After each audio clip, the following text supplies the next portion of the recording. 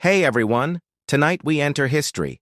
The Ottoman Empire waits with mystery, a realm of sultans, harems and might, and coffee so strong it wakes the night.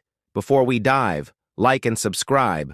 Only if you truly enjoy this vibe, tell me in comments where you're from and what time it is, before we begin some.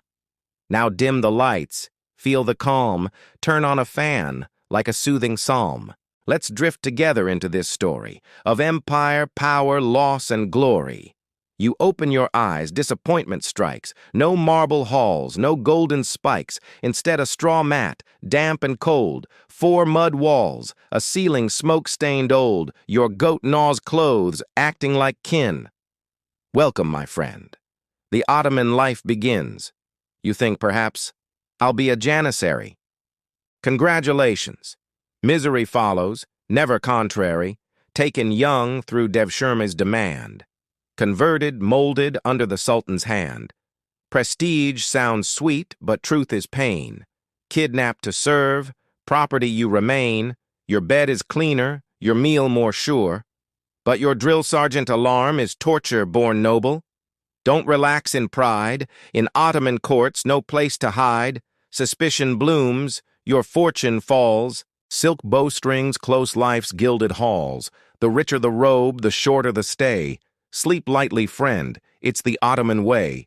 So settle in, history whispers tonight. Stories of empire beneath pale moonlight. The point is, you own nothing. You wake in someone else's palace. The Sultan owns land, soldiers, and you, freedom. That's not your morning view. You don't ask, what's my plan today? You ask, how do I survive today? Breakfast, maybe. If fortune allows bread, comfort means flea bites, nothing else instead. Privacy?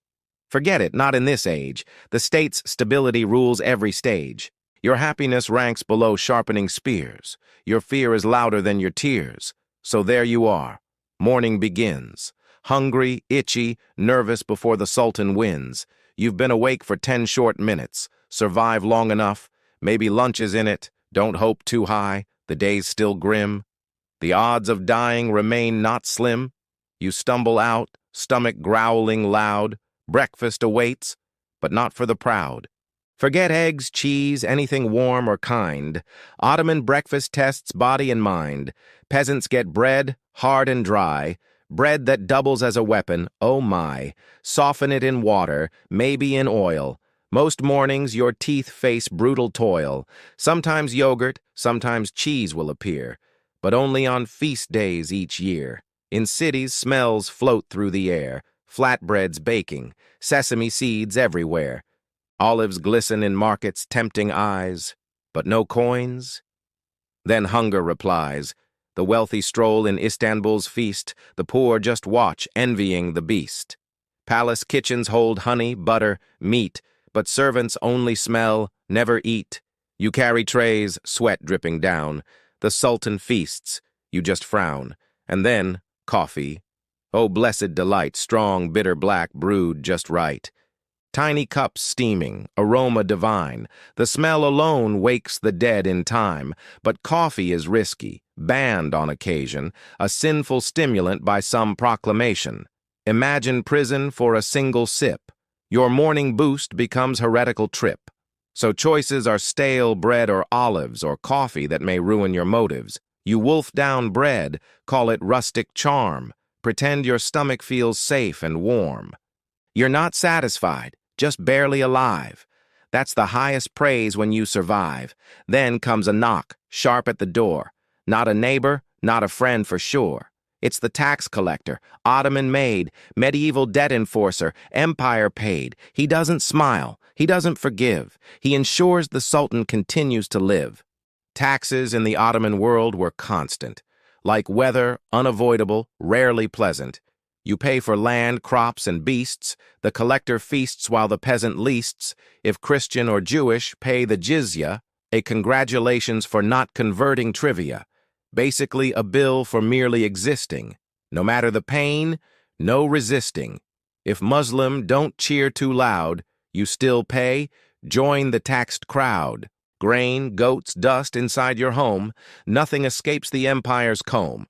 The collector arrives with his entourage near, a scribe, guards, swords, and sneer. His expression says, "I'll take your hens." Your grain vanishes, the robbery begins. You hand over a sack, praying enough, but it's never, never enough. You protest, "Harvest was bad this year." He shrugs, "Not my problem here." "My children are starving," you plead in vain. "They'll eat less." He replies again, "I have nothing left." You desperately quote. He smiles cruelly, then steals your goat. That goat gave milk, kept you alive. Now you've nothing, just grudge to survive. And if unlucky, he calls you a liar. Beatings begin, pain climbing higher. Tax law's system was brutal, cold. Hit the peasant till silver is told. Spoiler. No money magically appears, only bruises, pain, and bitter tears. City dwellers suffered just the same. Taxes played their ruthless game. Run a shop. Inspectors can appear, check your scales, fine you here. One unlucky day, one official's whim. Your livelihood fades, your future grows dim. Too poor to pay, goods confiscated fast. Too stubborn, jail where hope won't last.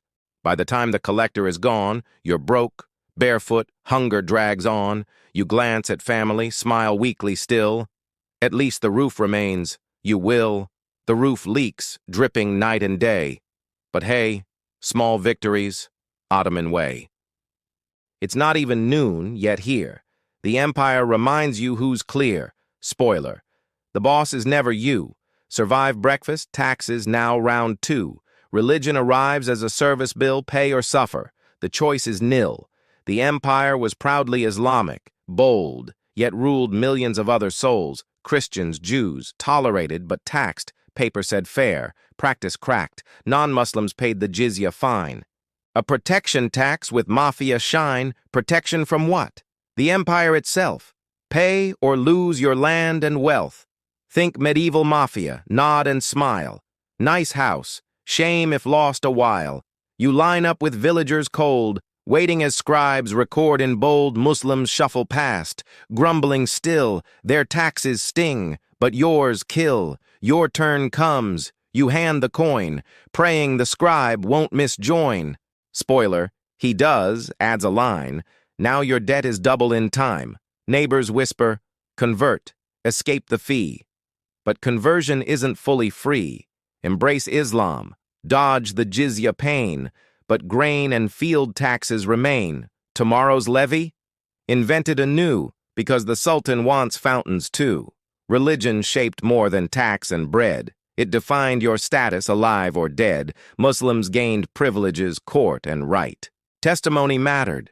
Their word held might. Christians and Jews, dhimmi by name, protected technically, but not the same. Protected like property, useful small, safe until the empire calls.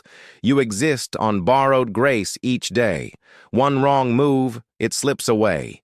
And then came cultural tension. Thick, your festivals allowed but watched quick. Churches stood but under sharp eyes. One wrong sermon and silence dies. A guard appears, hand on his blade. Nothing ruins Easter like steel displayed. So what's the plan?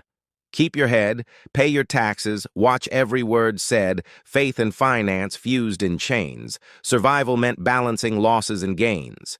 Believe too loudly, you risk your breath. Stay too quiet, starve to death. By midday, word spreads through the square. The Sultan sneezed. Beware, beware, you laugh until you see the crowd, faces sweating, silence loud. In this empire, the Sultan's mood, forecasted storms or sudden good. Absolute monarchy sounds so grand, until absolute means life in his hand. If he likes you, gifts will flow. Titles, robes, a palace glow. If he doesn't, the silk touch comes. No axe, no blood, just muffled drums. One moment, coffee warms your breath. Next moment, silk delivers death. Neat, precise, no mess to see. Luxury suffocation, Ottoman decree. It wasn't just nobles who feared. The Sultan's moods reached all ears. Raise the taxes. Goodbye, goat today, build a palace. Your labor pays. Go to war. Your son departs. Moldy boots, hungry, broken hearts. The Sultan's paranoia was aflame. Fratricide turned family into a game, brothers killed when thrones were won, family trees pruned one by one, dozens dead in a single night, tidy empire, bloody right. Think sibling rivalry was once tough? Ottoman style made graves enough. Winner claims Constantinople's crown. Loser buried 6 feet down. Even harems weren't safe or calm. Valied sultan wielded crushing palm. Concubines plotted. Eunuchs schemed. Whispers sharper than blades they dreamed.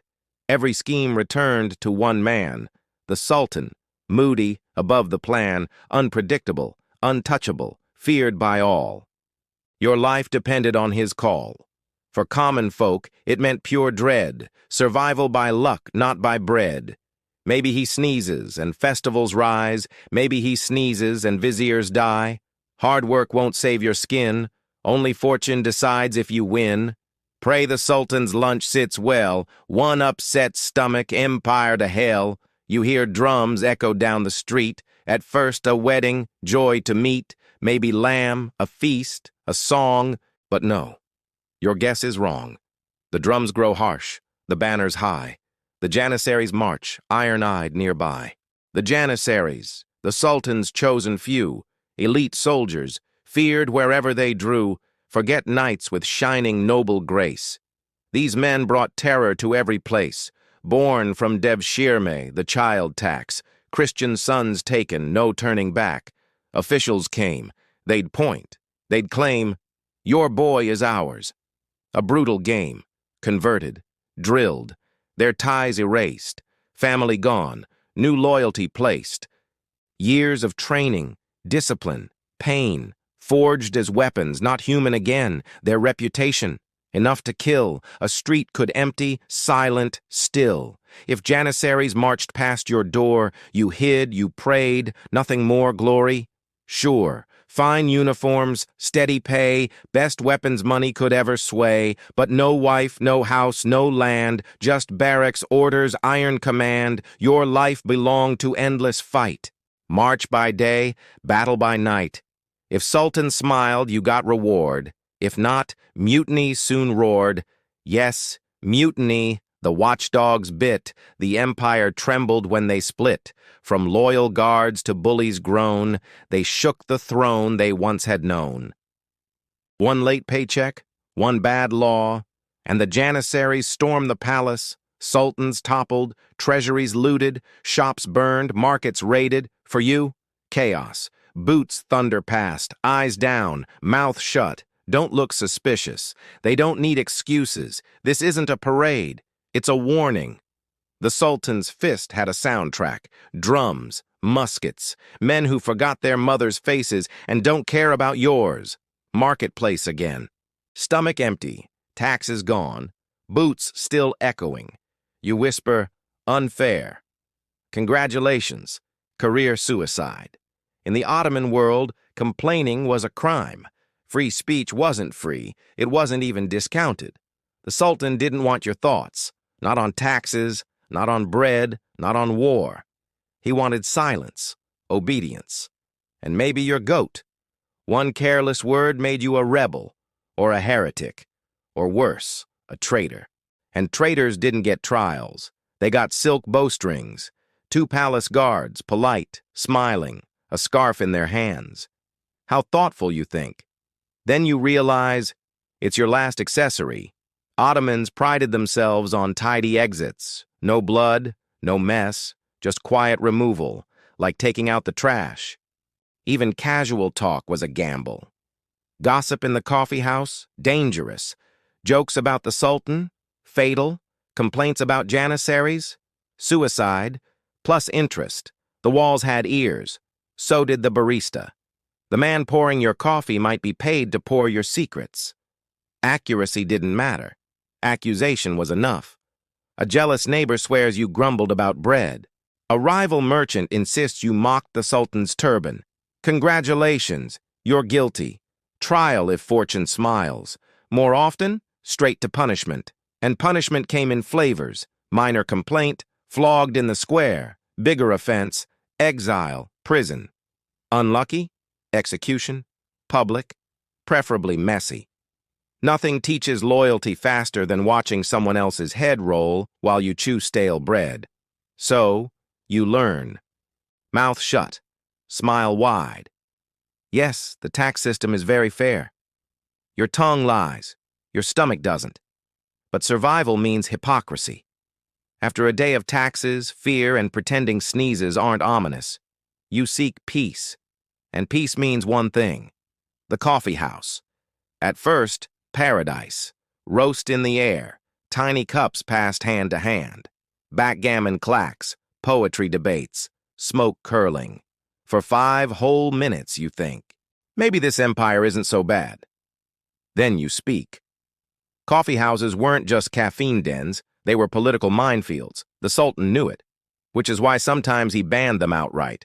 Officials claimed coffee was sinful. Translation: we don't like peasants sharing ideas. Empty stomachs plus empty treasuries equals full rebellions. So you sip carefully. The man across the table jokes, "The Sultan spends more on turbans than soldiers." Everyone chuckles nervously. You chuckle too. Congratulations. You've just joined treason.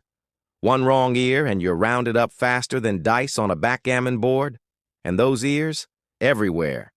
Spies adored coffee houses, cheap rent, endless chatter. Sip, listen, report. The Sultan didn't need newspapers. He had tattletales. Your complaint, your joke, your sigh, written in ink, filed as treason, and Ottoman law had no sense of humor. Even when coffee wasn't banned, you never really drank in peace. Guards burst in without warning, flip tables, scatter dice, drag out the loudest laughers. One moment you're sipping, the next you're in a cell, explaining why you chuckled at the wrong line of poetry. So you sit quiet, stir your drink, avoid eye contact. But silence? Suspicious, too. If you complain, you're plotting. If you don't complain, you're plotting harder. Either way, you lose. You finish your cup, mutter thanks, shuffle home, and swear half the room is trailing you. That's the Ottoman coffee house, where you came to wake up, but usually wished you hadn't. And then, there's the imperial harem. Whispers wrap around it like smoke. Jewels, music, perfume, fountains. Women draped in silk, fed grapes like queens. Wrong. Very wrong. Step inside, and the fantasy peels away. Let's say you're a concubine. You didn't volunteer. You were taken, captured in war, sold by your family, gifted to the Sultan like a particularly exotic fruit basket.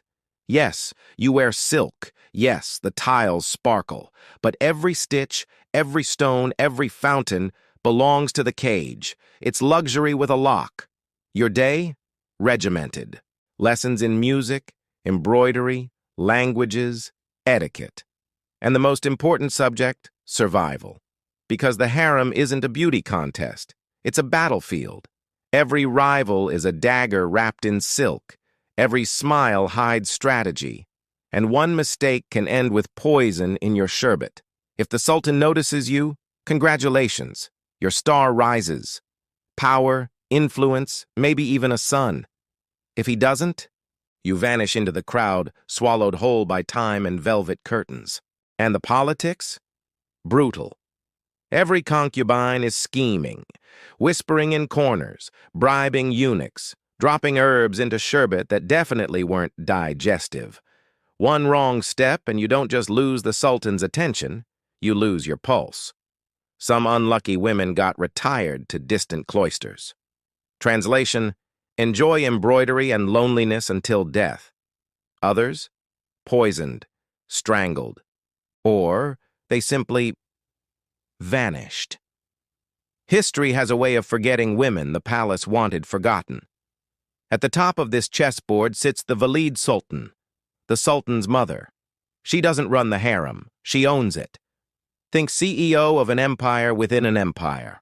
One word from her and you're either a queen mother in waiting or next week's ashes.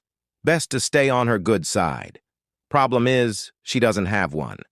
And don't envy the eunuchs either. Yes, they live in the palace. Yes, they hold enormous influence as gatekeepers of secrets. But at what cost?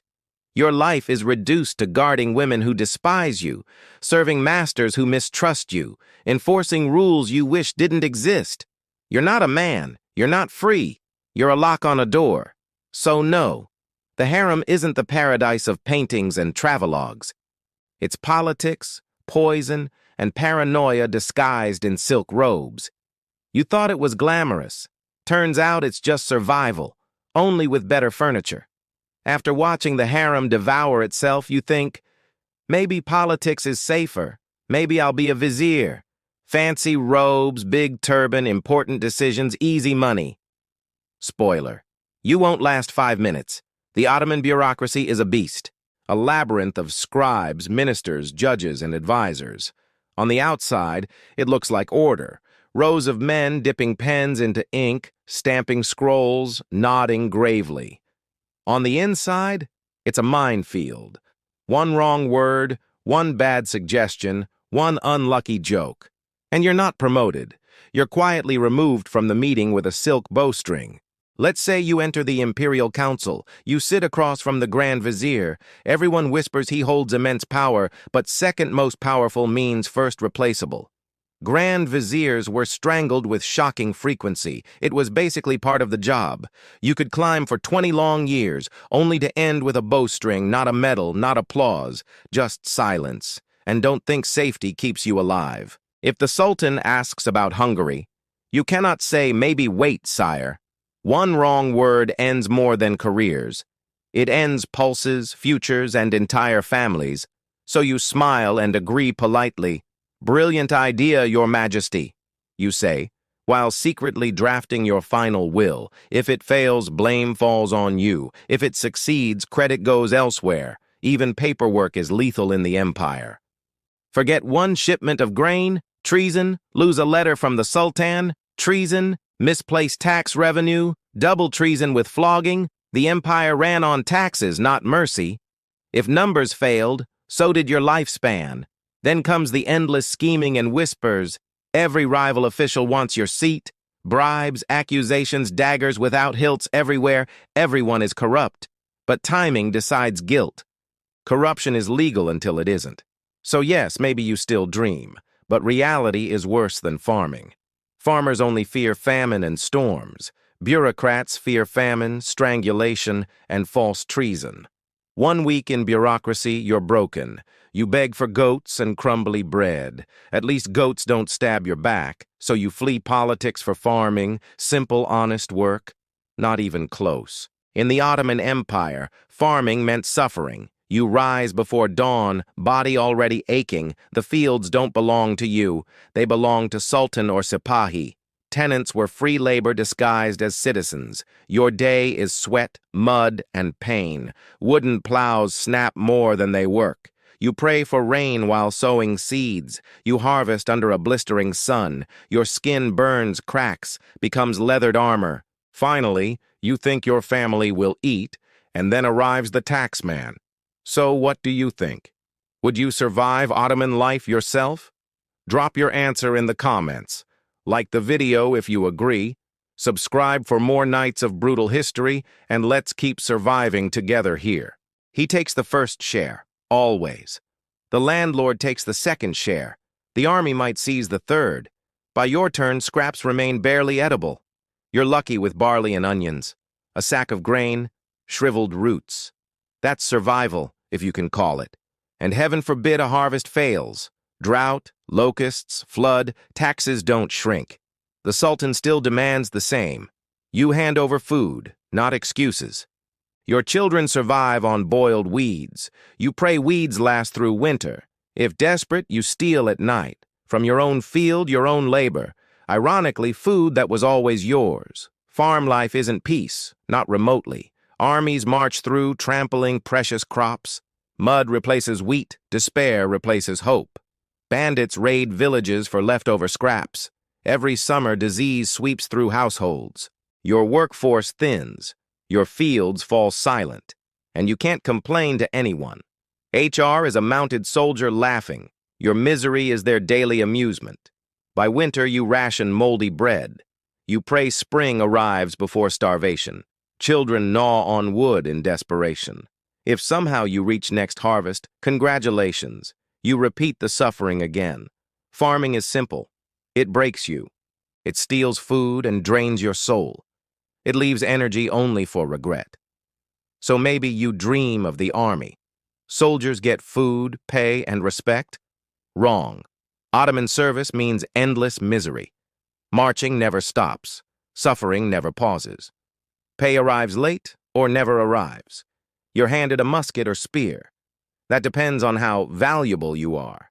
Spoiler, you're not valuable at all.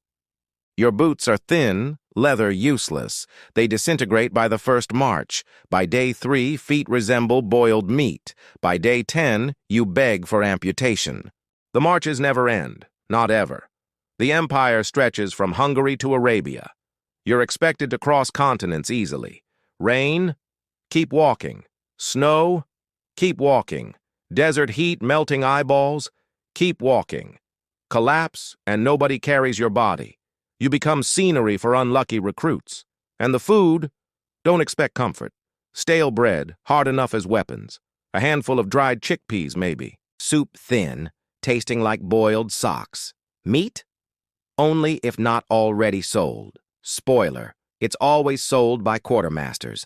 Discipline makes misery even sharper still. Complain once, Janissary sergeant smacks you. Complain louder, you're whipped publicly hard. Complain too much, you're executed swiftly. Nothing builds morale like strangled friends. Battle isn't relief, it's worse. The march was the easy part. Front lines bring armored knights, cannon fire, or angry peasants swinging pitchforks. Behind you, Janissaries ensure zero retreat. It's not courage, it's survival mathematics. Your side kills deserters faster anyway. Victories rarely comfort the survivors. You might get coins or loot, maybe new boots, already falling apart. Defeat? You simply don't come back. That's the cleanest outcome possible. And bending rules? Don't even try. Ottoman punishment was horror with costumes. Steal bread? Expect amputation neat and fast. Lie in court? Prepare for flogging. Public, noisy, humiliating flogging for hours. Hard to repeat crimes without hands. The old saying went, pain builds character. Mostly, it just builds scars instead. Cheat in markets? Inspectors skipped fines. They nailed your ear to the stall. Congratulations, you're permanent shop decoration now. Bigger crimes demanded bigger dramatic flair. Treason? Forget speeches, trials, or judges. The Ottomans preferred silk bowstring executions. Why silk? Blood was far too messy. The Sultan liked things neat, quiet. 2 smiling guards, silk in hand. No axe, no blade, just suffocation. Blasphemy could mean burning or exile. Insult the Sultan? Instant death guaranteed. Bump the wrong janissary? Possibly death too. Honestly, everything felt like it killed you. Sneezing near a mosque, maybe fatal. Punishments often became bloody spectacles. Thieves paraded before public executions. Rebels' heads mounted proudly on spikes. Traitors buried alive, screaming underground darkness. Rotting corpses warned, "Don't try this. Justice was never fair or stable. Bribe the right official, you're innocent. Annoy the wrong one, suddenly guilty. Law resembled roulette with human stakes. At last, the sun sinks low. You collapse onto a straw mat. Finally, peace? Absolutely not. Think again. The drums start. War drums, parade drums. In the Ottoman Empire, always drums. Janissaries loved them. Palaces demanded them. Nothing says relax like pounding rhythms. Every beat reminds you, you're owned. You pull a blanket over your head. Doesn't help. The drums pound harder. Echoes bounce off walls and alleys. Sleep? Forget it. Not happening tonight. They're not instruments. They're announcements instead. Army marching, Sultan celebrating, something brewing. You're never invited, but always punished. And it's not just drums, either. The muezzin calls 5 times daily.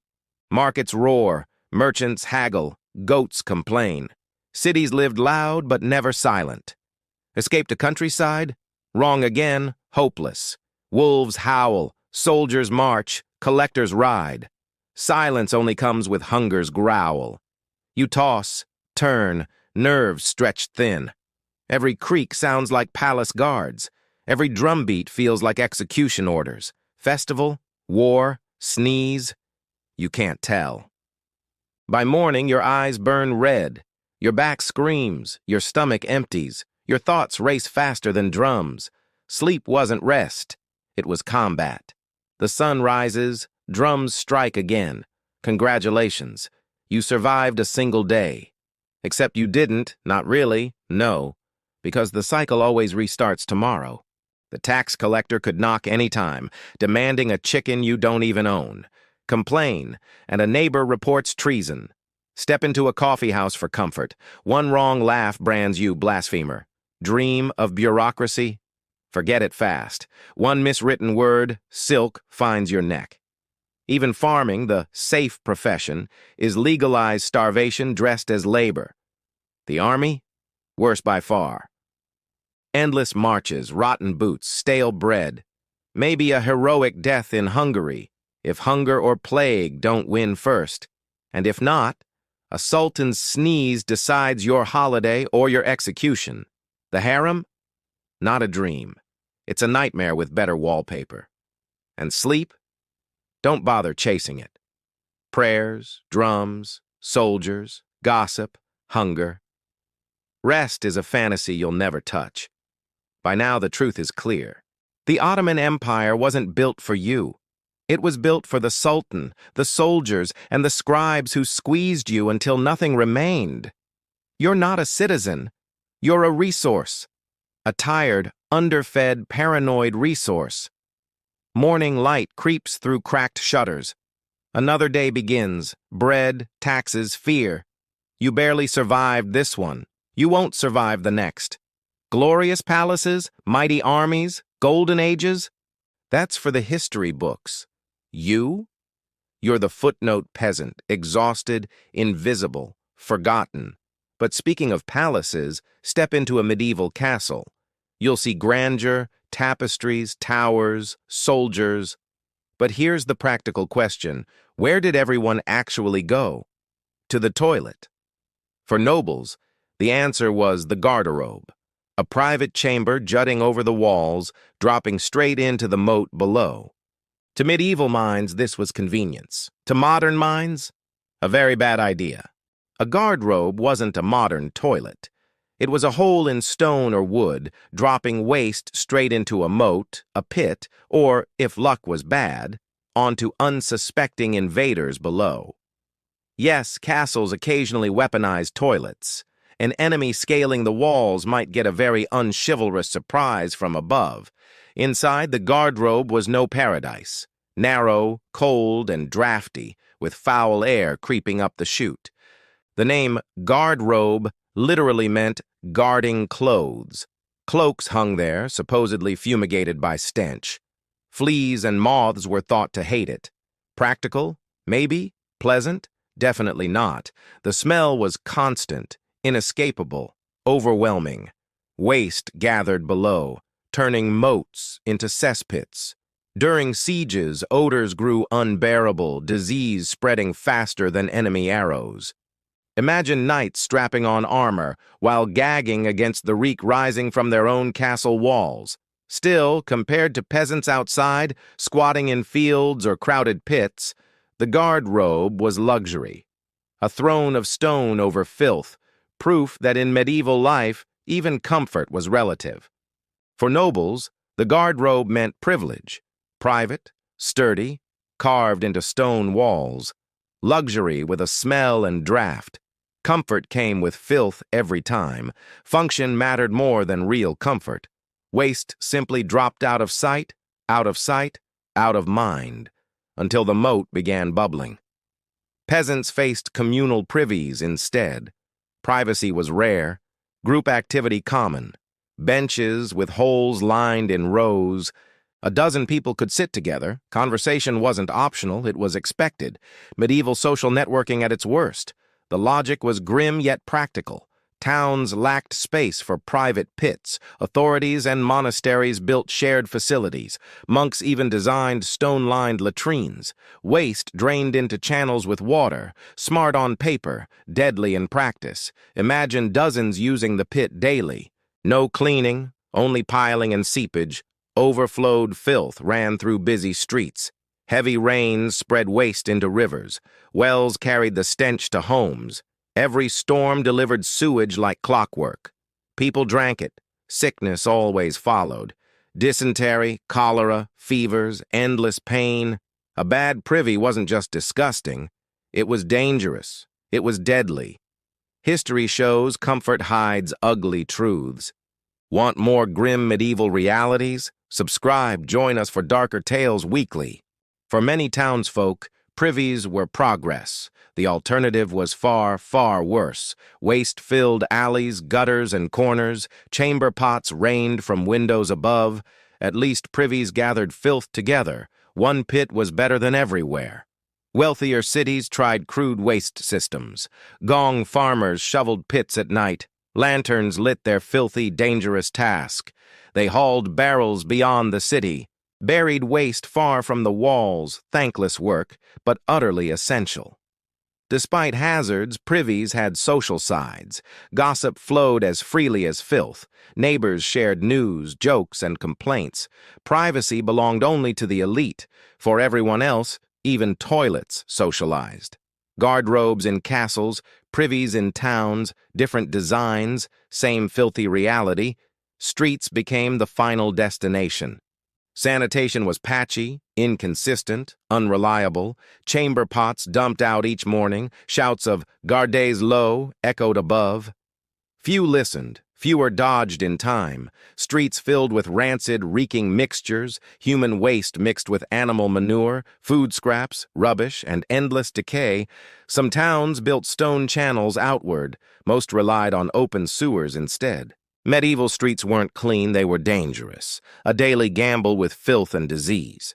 Streets were rarely cleaned, stench clung year-round. Markets bustled with filth underfoot daily. Animals made the chaos far worse. Horses, oxen, donkeys, pigs all contributed. One horse dropped 10 piles each day, dozens together created sanitation nightmares. Shoes weren't style, they were disease armor. Authorities tried to push back hard. Councils fined careless, waste-tossing citizens. Pigs roaming freely brought hefty penalties. Some towns even hired street cleaners officially. But rules were patchy. Enforcement was weak. Crowded populations overwhelmed fragile infrastructure quickly. Disease thrived in these foul conditions. Dysentery, typhoid, plague spread with ease. The Black Death found fertile ground. Rats and fleas flourished in endless rot. And yet, people found ways forward. Wooden walkways bridged foulest-smelling alleys. Wealthier homes paid servants for hauling. Most still faced streets of filth daily. Life and death mingled in every step. Survival meant adapting to constant stench. Castles had guard-robes. Towns had privies. But monasteries stood surprisingly apart. Self-contained, organized, and surprisingly clean. Monks valued water, order, and sanitation. Cleanliness reflected godliness in their world. Monasteries built long stone-lined latrines. These were often called reredoors, attached directly to dormitories for convenience. Rows of wooden seats lined the space. Beneath, flowing water carried waste away. Compared to town pits, this was advanced. Monks relieved themselves in relative privacy. Water flow kept buildup from overwhelming. Cistercians became famous for water mastery. Streams diverted for mills, fish ponds, and fields. Sanitation linked to broader engineering brilliance. Still, clean was always relative here. Smells lingered, and sickness sometimes spread. But cloisters offered calm, sanitary havens, far better than chaos beyond their walls. Their systems shaped later urban planning too. For monks, sanitation was deeply spiritual. Idleness was dangerous. Cleanliness meant discipline, sweeping cloisters, clearing latrines, serving God. Waste removal symbolized purification of the soul. Even rereporters demanded discipline and silence. No gossip, no idle chatter allowed. Humble restraint even in human necessity, unlike noisy, gossip-filled town privies. Monasteries show a strange medieval paradox. Europe drowned in filth outside walls, yet the church pioneered cleaner practices. Their latrines were both practical innovations and symbols of devotion and order. Monasteries had water channels, castles guard-robes, but towns had cesspits overflowing with waste. Someone had to face that horror. Enter the gong farmers, or nightmen, unsung and unwanted heroes of sanitation. Their work was simple in theory, digging filth from privy pits nightly, but horrific in practice every time. The word gong meant filth itself, and that was their daily world. By law, they worked only at night. Quieter streets, smell slightly less unbearable, armed with shovels, buckets, and carts, they descended into pits of sludge, shoveling waste into barrels by lantern. Barrels hauled beyond the city walls, dumped, buried, or sold as fertilizer. One slip could mean drowning in filth. It was foul, dangerous, thankless labor, yet cities relied entirely on them. Despite disgust, they were highly paid. Wages often higher than common laborers, because so few dared take the job. But money never erased the stigma. They lived shunned, pushed to the outskirts. Neighbors avoided them in public spaces, some forced to wear marked clothing. The smell clung to skin forever. Washing couldn't erase years of stench. They carried their work everywhere silently. The risks were far worse, though. Cesspits belched deadly methane and sulfide. Many collapsed mid-task, suffocated by fumes. Gear was primitive.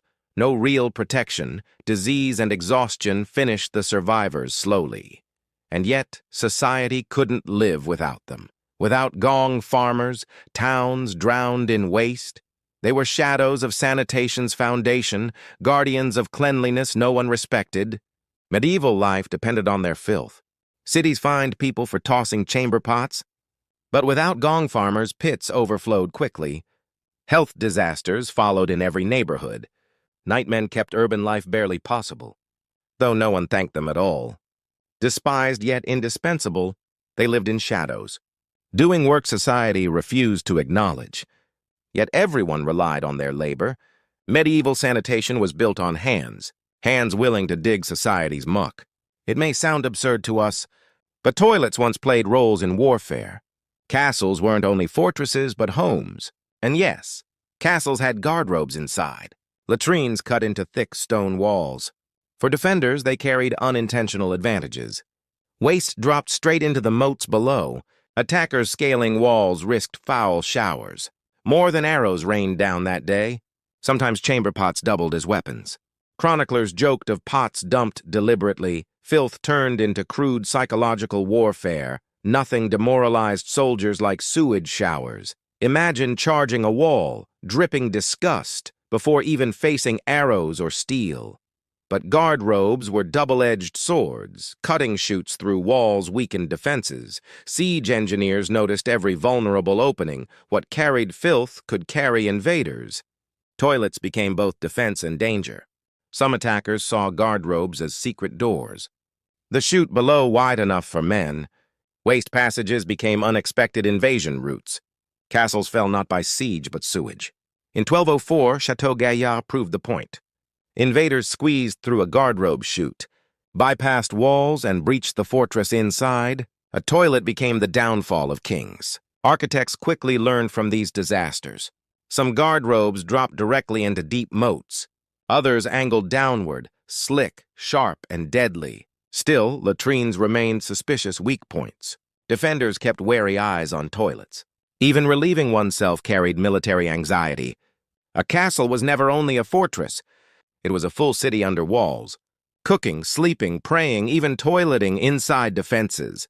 The guard-robe shows medieval ingenuity's paradox. Everyday life fused with strategies of war. Even waste became weapon, shield, or weakness. A reminder that nothing was truly mundane. Picture knights charging a stone stronghold. Arrows flying, oil pouring, swords clashing, and waste disposal systems raining down filth. Heroism met humanity's less glamorous necessities. Nobles had guardrobes, townsfolk had privies, but peasants faced the crudest reality. Toilets were patches of ground or rivers. Nature itself became the medieval restroom.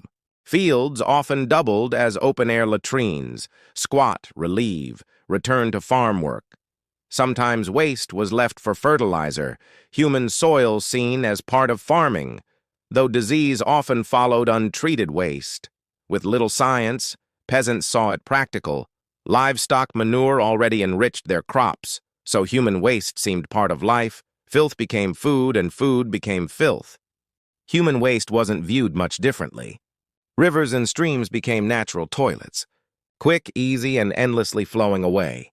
But waste traveled where people washed. The same water used for drinking, bathing, laundry, and daily survival too. The line between clean and dirty blurred. Disease outbreaks often followed these habits.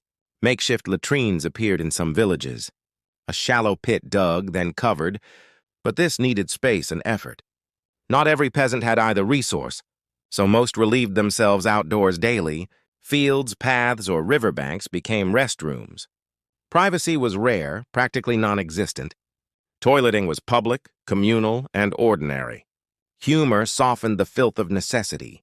Folk sayings joked about bodily functions. Laughter helped make the indignity bearable. Children often emptied chamber pots at home. A dreaded, smelly, but expected chore. Even medieval kids weren't spared suffering. Peasant sanitation reveals overlooked truths. Castles left ruins. Monasteries left records. But peasants left fields, rivers, and soil. Their toilets were practicality over refinement. Rough, communal, humble, and deeply human. Survival always mattered more than comfort.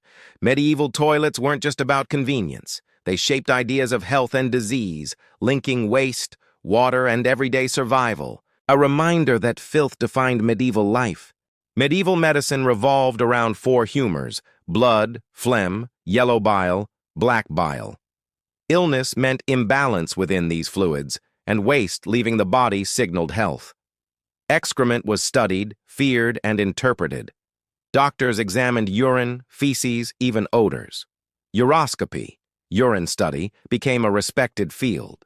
Physicians carried charts of colors, textures. Glass flasks held samples for comparison. Yellow meant heat or dehydration. Cloudy liquid hinted at infection.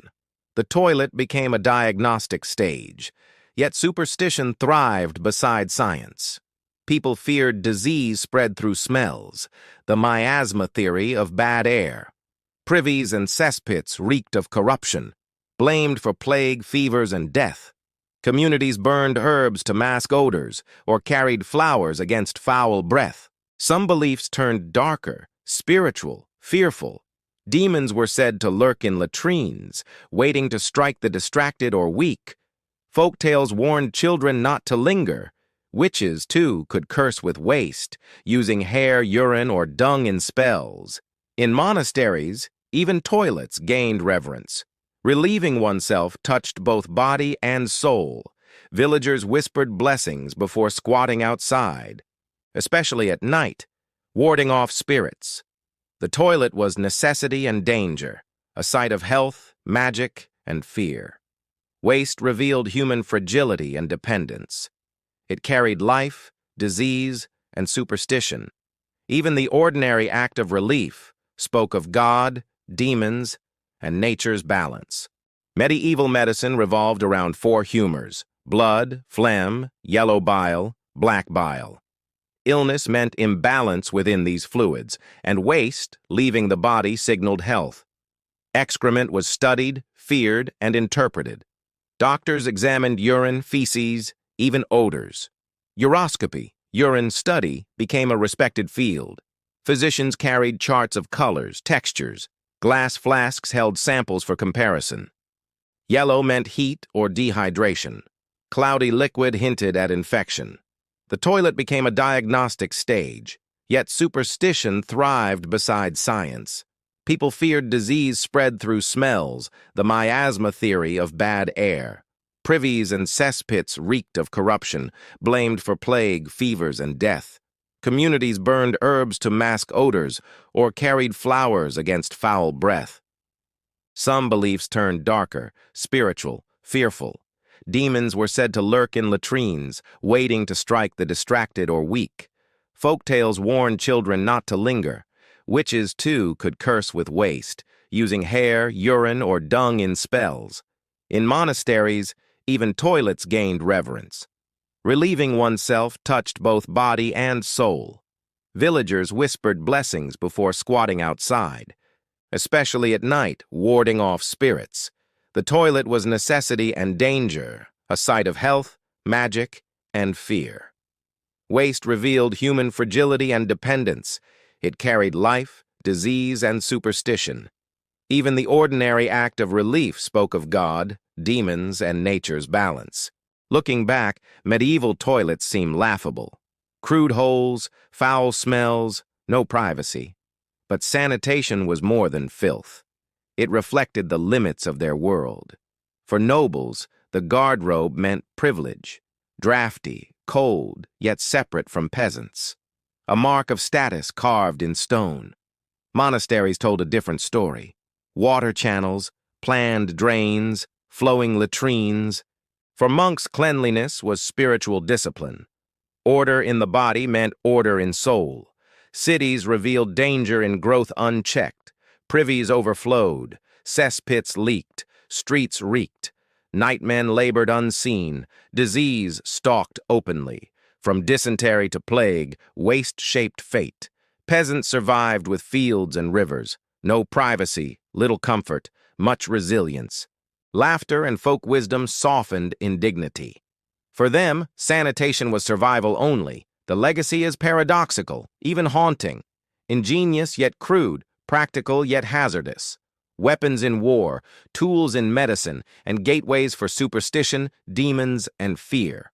Medieval toilets were never just toilets. They were mirrors of belief and survival. A reminder that even waste itself carried the weight of body and soul. In the centuries that followed, systems evolved. Early sewers and health reforms took shape, but in the Middle Ages, filth lingered. Toilets reminded all of shared humanity. Castles, monasteries, towns, and villages smelled. Sanitation was civilization's endless struggle. Every rank faced the same reality. Filth was the great medieval equalizer. When we picture the Bronze Age, we imagine warriors, plows, and cities. But another secret shaped their world, the discovery of fermentation's hidden power. Chemistry revealed residues in clay jars, barley starch, honey sugars, wild yeast, proof of intentional brewing long forgotten. Bronze Age people crafted intoxicating brews. Forget golden beers of today. Their drinks were cloudy, thick, unpredictable. Liquid bread flavored with herbs or honey, nutritious, mildly alcoholic, always surprising. Alcohol preserved calories, made water safer. Drinking together meant sharing trust. Brewing showed prosperity beyond survival. Grains spared for drink meant culture. Civilization was forged not just in bronze. It was also fermented inside clay. Beer and mead carried identity itself. The humble brewing jar told history. Feasts gave these drinks their purpose. Great halls rang with meat and laughter. Elites displayed wealth by sharing abundance. Communities remembered who truly held power. Drinking together blurred social lines. Equality was shared, but carefully limited. The feast was politics in disguise, a contract sealed with food and drink. Bronze Age brewers stared into steaming wooden vats. A porridge-like mash released sweetness into water. The air smelled heavy with mystery and promise. Something more than food was being created here. No timers, no thermometers, only instinct guided them. Fingers tested texture, tongues judged sweetness carefully. Failure meant wasted grain. Success meant communal celebration. The stakes were high, the outcome uncertain. Then the strange miracle of fermentation began. The liquid bubbled, frothed, and strangely grew warmer. Invisible forces transformed grain into something intoxicating. To them, it felt like magic unfolding. Honey-sweetened brews, herbs sharpened their flavor, fruit sometimes added strength and symbolic meaning.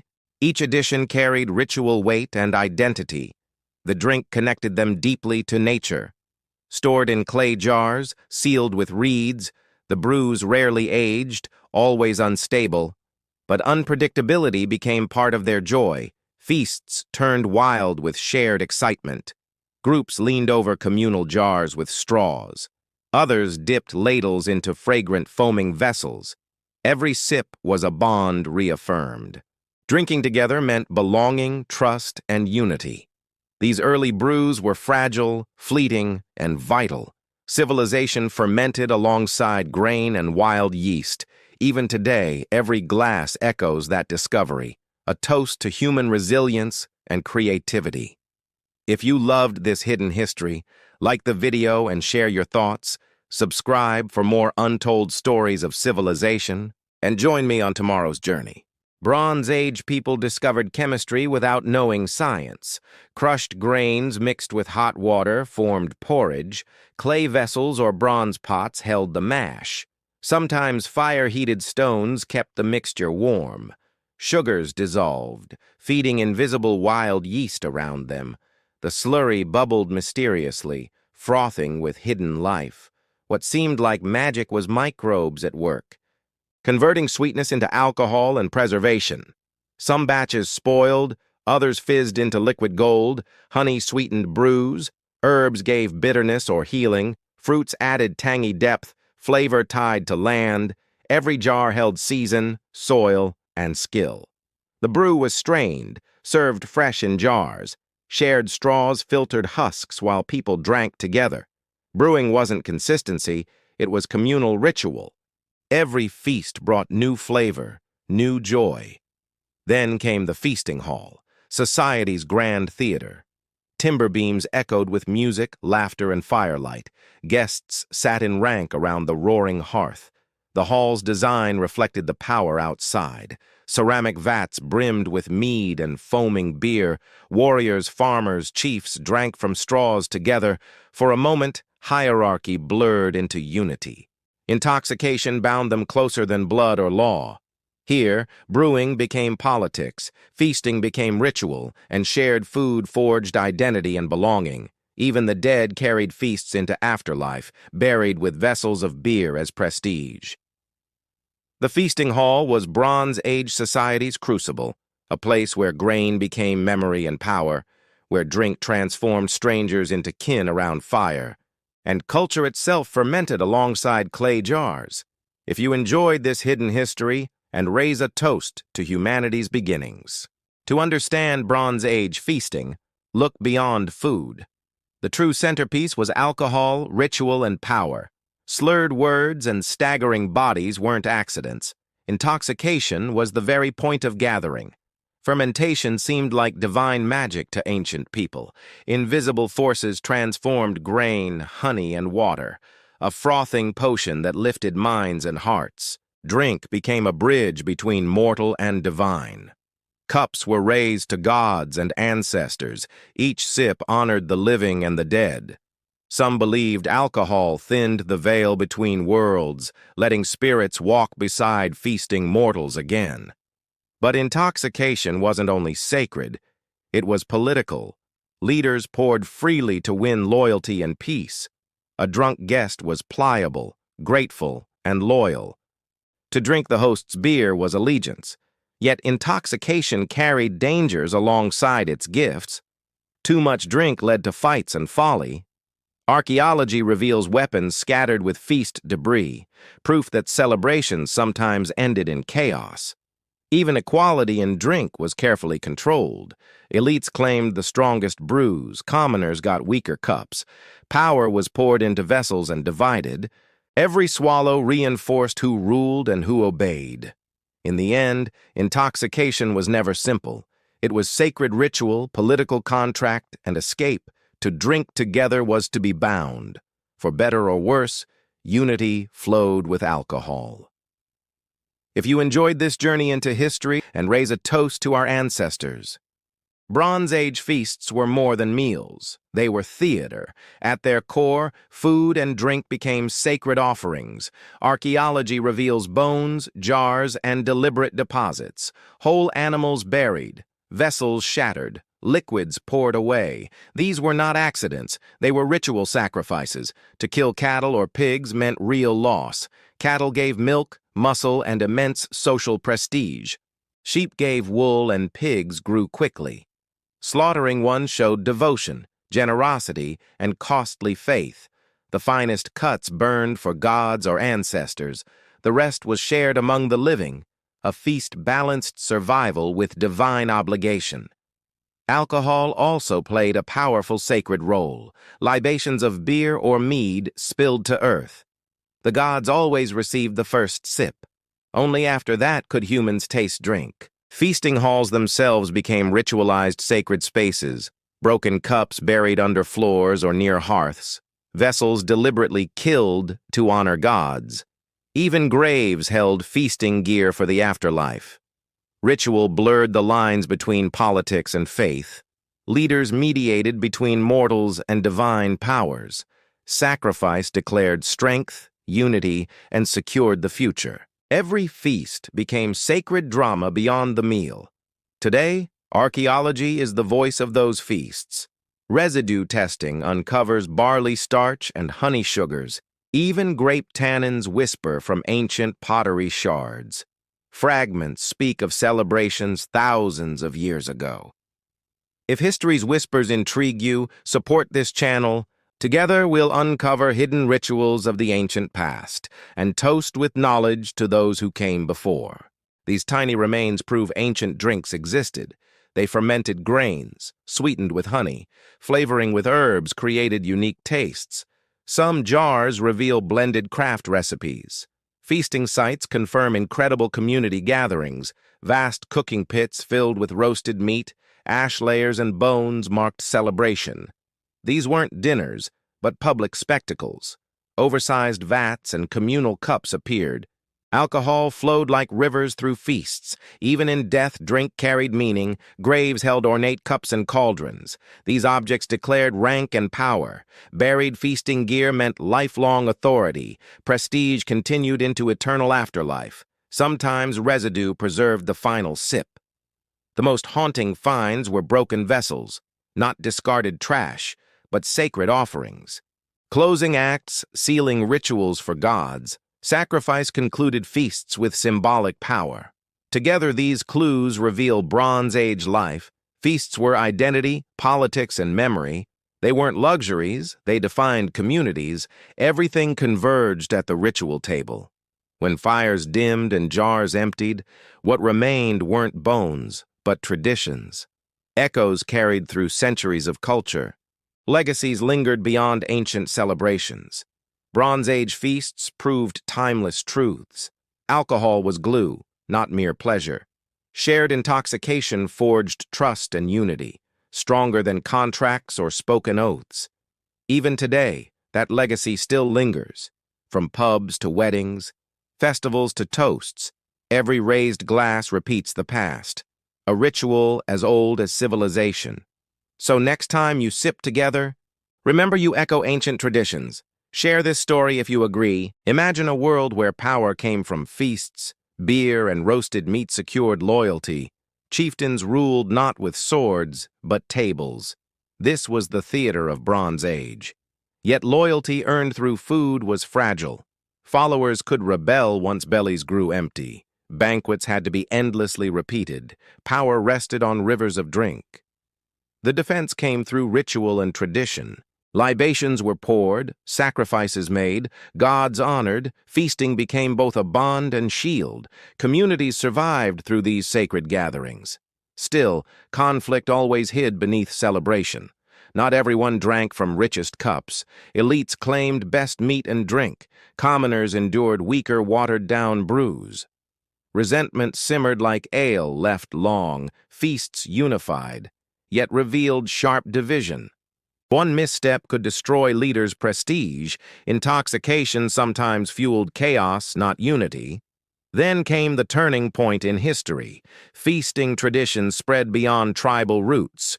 Romans, Vikings, and kings embraced them. Banquets became weapons of politics. Resolution appeared in legacy and continuity. Brewing advanced, but its core remained. Techniques refined, flavors expanded, rituals formalized. The heartbeat of civilization echoed feasts. The moral is timeless and profound. Communities were forged as much by tables as by walls, tools, or weapons.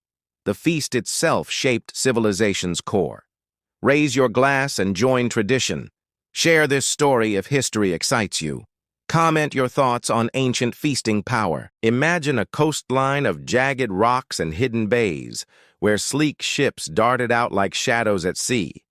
The Aryans emerged as both merchants and predators. Their sails carried both danger and opportunity. Neighbors judged them as a double-edged force, essential traders one week, merciless raiders the next. To Greeks and Italics, they were unsettling. Commerce and piracy blurred into one identity. Their defense came from geography and craft. Islands and coves became shields and springboards. Unlike lumbering galleys, their ships were agile. The sea itself became their weapon and ally. Yet conflict simmered beneath every exchanged good. A merchant might trade today and bleed tomorrow. Trust was fragile. Suspicion grew with each voyage. The Aryans walked a razor's edge of reputation. Then came their turning point in history. Influence spread across the Mediterranean naval traditions.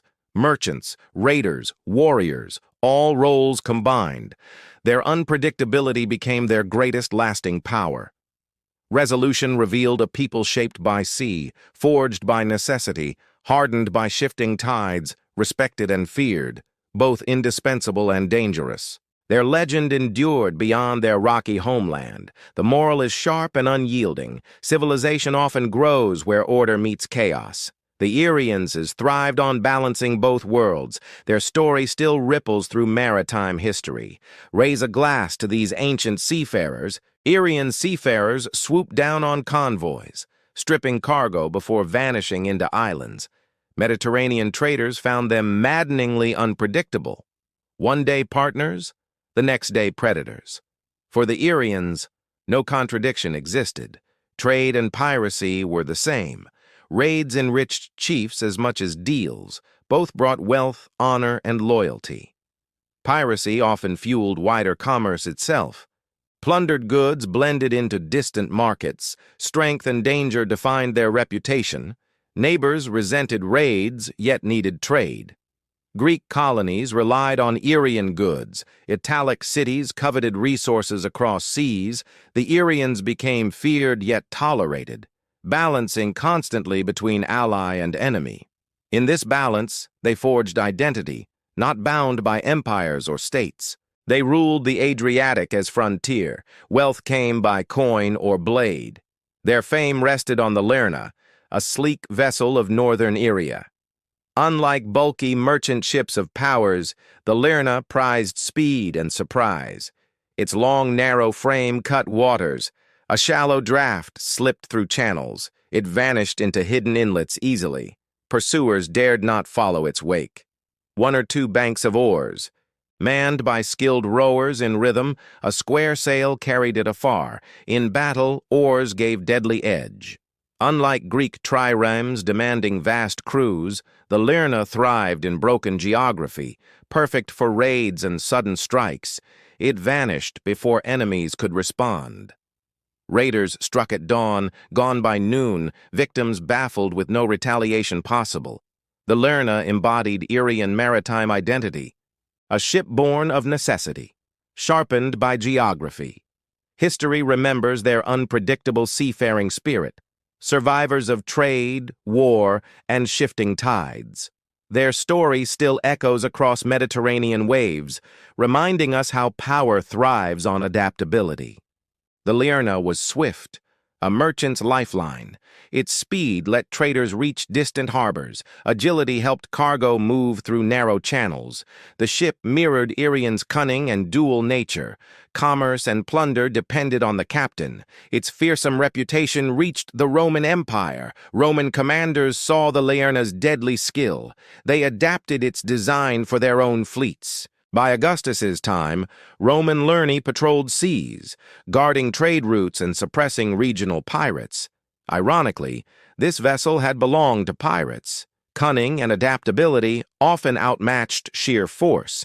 The Lerna carried Irian raiders into legend. Its legacy shaped naval warfare for centuries. By the 3rd century BCE, Irians inspired fear.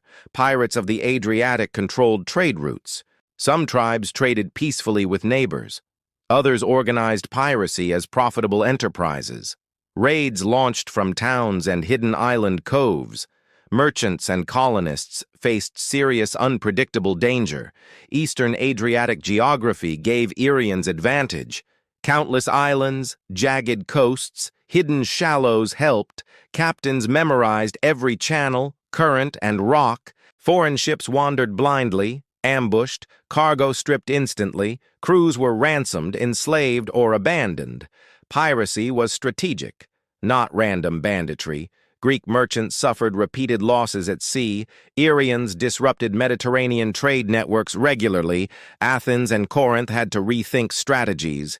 Italic traders could not ignore persistent threats. The word Irian became synonymous with piracy. Boldness and scale made each attack terrifying. Discover the cunning of ancient Adriatic seafarers. Share this story and spread history's thrilling legacy. Comment your thoughts on Irian raids and trade. Subscribe now for more maritime legends from antiquity. Unlock the secrets of ancient sea power today. Hit like and join the adventure across history. Follow for tales of bold pirates and traders. The Roman response was swift and decisive. In 229 BCE, Rome launched the First Irian War. A powerful fleet crossed swiftly across the Adriatic. Irians, used to raiding, were utterly shocked. Roman galleys blockaded ports and stormed strongholds. Pirate bases, long untouchable, were dismantled completely. Queen Tutter resisted fiercely but quickly faltered. Her allies abandoned her under relentless Roman pressure.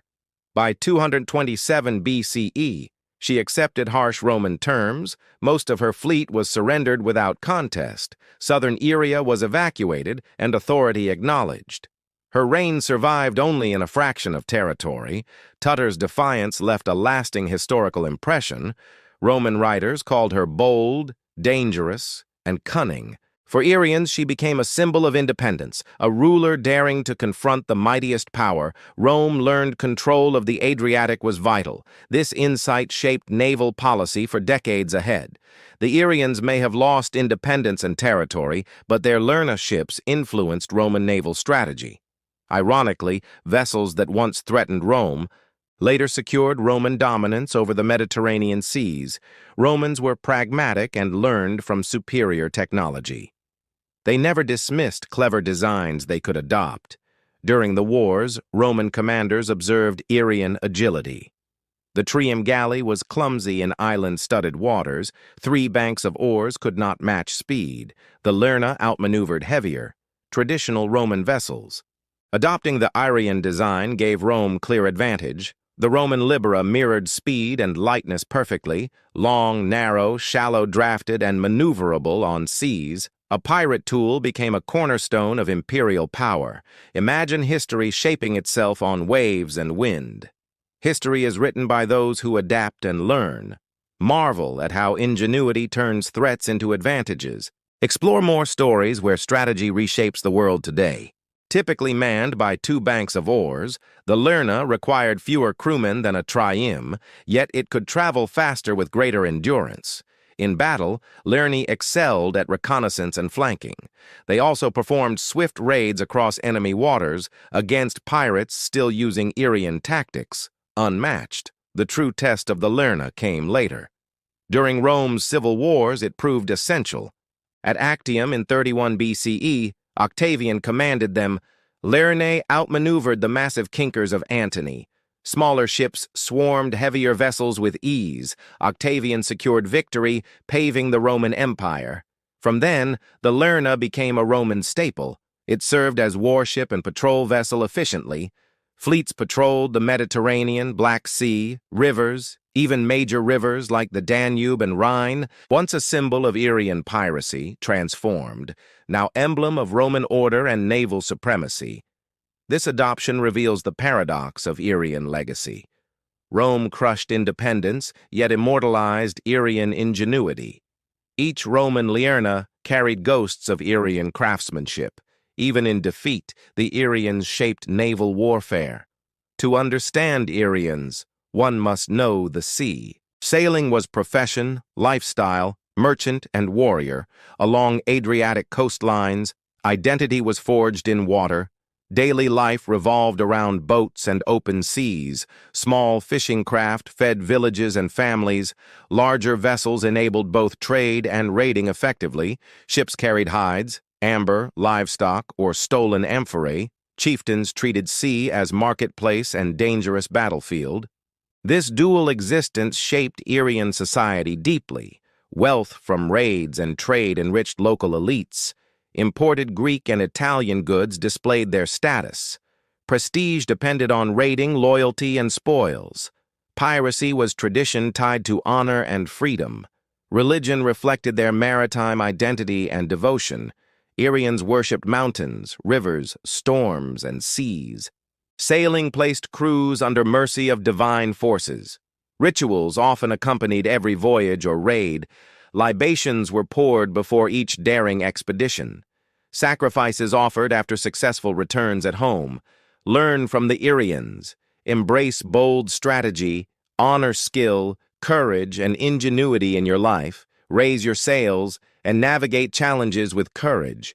Remember, history rewards those who respect skill and sea. For the Aryans, the sea was sacred. Commerce, conflict, and faith intertwined there. Rowing a liurna required teamwork and trust. Crews formed bonds extending beyond simple kinship. Shared risks at sea forged lasting unity. Trust carried back into villages on land. Aryan culture defied simple labels entirely. They were pirates, merchants, traders, and warriors, lives shaped by the rhythm of the Adriatic. The sea provided livelihood, legends, and legacy. Trade and war existed along a shifting line.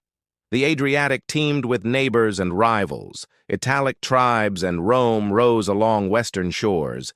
Greek colonies dotted southern and eastern coasts. Seafaring meant constant interaction with these neighbors. Sometimes friendly, often hostile, always reputation-shaping. Greeks first recorded the Aryans in detail. By early Iron Age, Greek traders moved north. Corinthian and Athenian merchants carried goods and wine. They exchanged luxury for Aryan livestock and metals. Amphorae and ceramics proved thriving. Aryan commerce. Greek records also warn of raids and ambushes. To the Greeks, Aryans were partners and predators. Greek literature portrayed them fierce, unpredictable, uncivilized. Even in disdain, respect existed for naval skill. Greek ships avoided deep Aryan waters cautiously. Contacts with Italic peoples were equally complex. Etruscans and Romans coveted areas' valuable resources. Trade networks moved amber, tin, copper, timber. Aryans conducted piracy against Italic merchants frequently. Romans saw these raids as intolerable threats. Yet Aryan strategy went beyond raids and trade. Elite marriages, alliances, and diplomacy were common. They navigated the Adriatic with oars and cunning, cooperation and conflict, balanced through calculated strategy. Discover the hidden world of Aryan seafaring. Explore their ships, raids, and clever diplomacy. Imagine life bound to waves and shifting tides. Dive deeper into history. Learn from Aryan mastery. The Aryans were more than simple pirates. They fought as mercenaries in foreign wars. Their ships sometimes served as paid escort vessels. Traders hired them when danger threatened their goods. Their reputation as raiders was well-deserved, but piracy was never the whole of life. Constant friction with neighbors kept them vigilant. Success at sea brought both wealth and enemies. Every amphora traded deepened Aryan influence. Every ship plundered fueled fear and admiration. They were admired for skill, condemned for defiance. Mediterranean order clashed with Irian maritime freedom. The Adriatic was more than a simple highway. It became the battlefield defining Irian identity. They fought Greeks, Italians, and later Romans. Rome eventually subdued them, but could not erase. Their legacy of daring left marks on history. Even more enduring were their maritime innovations. The Lirna became a symbol of Irian genius. Romans adopted it, spreading its design empire-wide. Lirnae patrolled Adriatic waters, chasing pirates relentlessly. Rome's naval supremacy owed much to Irian skill. Culturally, Irians blurred merchant and pirate lines. They traded amber today, raided vineyards tomorrow. The sea offered choices. Power wielded freely. This duality ensured survival, but attracted Rome's wrath. Geography shaped them as much as culture. Jagged coasts and hidden shoals defined tactics. Land empires relied on armies and farmland. Irians relied on waves, speed, and cunning maneuvers. Even in defeat, their impact reshaped Rome. Naval supremacy became central to the Republic. Small people forced an empire to innovate. Their daring accelerated Rome's transformation into power. Today, Irians linger in Adriatic legends. Pirate queens like Tutter inspire coastal stories. Outlines of ships echo fear and admiration. Their legacy carved not in stone, but waves. They proved a small people could influence nations. Speed, daring, and sea knowledge shape destiny. Remember their story, admire courage and ingenuity, explore history's hidden pirates, and share their tale.